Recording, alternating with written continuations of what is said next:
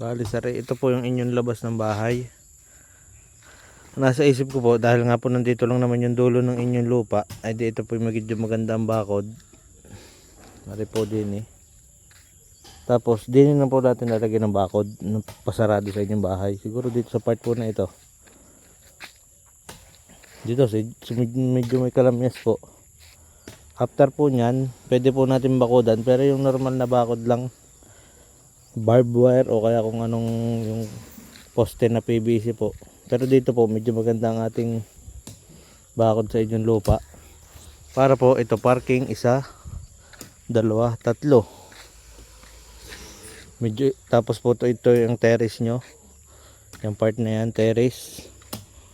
Tapos yung after po ng terrace, lalagyan po doon natin ng landscape at saka doon sa may banda likod, doon po sa may likod banda.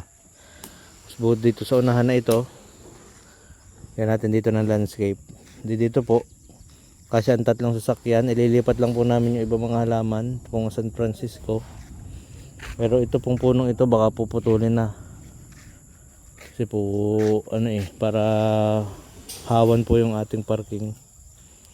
Tapos po ay ayan, ganyan po ang mangyayari. Dito po, ito pong puno dito sa unahan, pwedeng putulin, pwedeng hindi. Pero kung puputulin po natin, gagamitin natin yung kahoy. Ayan, kahoy na yan po puputulin.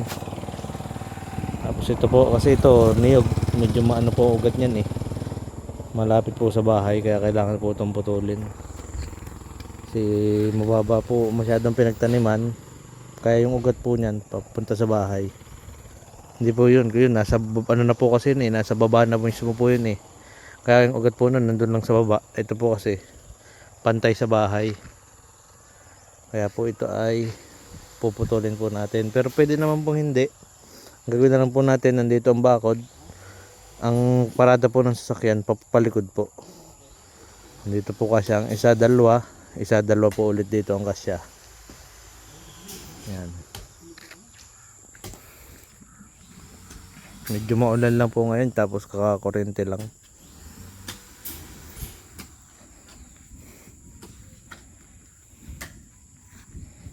Yan, hanggang dito po ang inyong terrace kung sakali 3 meters po. Tapos landscape po ulit doon. Yan, yung kukunin po dito ng lupa sa side na ito, dito po dadalhin sa likod. Medyo maraming araw nga lang po ang uubusin yan, kasi kailangan linisin po talaga ito eh. Paikot na ito.